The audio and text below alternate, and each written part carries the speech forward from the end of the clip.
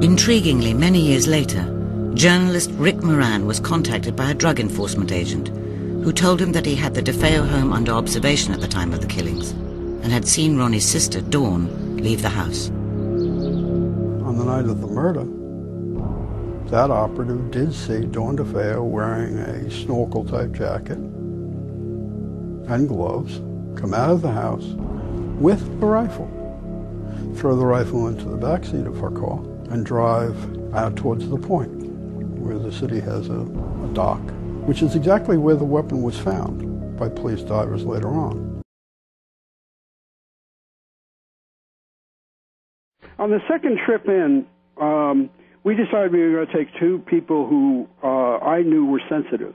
I kind of stick, and you know this from my reputation, I kind of stay away from things like words like psychic, ghost, haunting. Well, psychic always has 1-900 attached to it. Exactly. And a $2.99 a minute charge usually.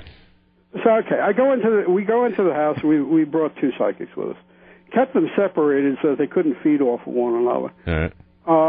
Both of them came up with the identical story, which is the story of the murders.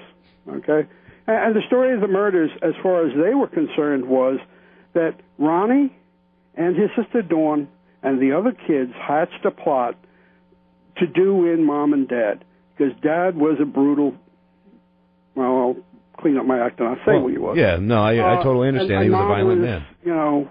Was just a zombie. So the idea was, we're going to do in Mom and Dad, make it look as if it was a gangland hit. This is where their great imaginations come in. If they weren't so stoned. On the night that this is supposed to happen, Ronnie is stoned out of his tree, watching television. Dawn walks up to him. Now, this is coming from two psychics independently, okay? Dawn comes up to him. She's wearing a snorkel coat with the hood up and a pair of black gloves. Later on, his recollection is that a demon came to him with a gun in hand and said, go do the deed. Well, it was Dawn, all right? And he couldn't get up.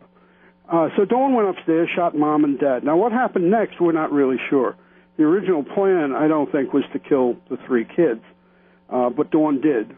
And all those people were shot with a rifle. Okay? Yeah, 35 Marlin. Yeah.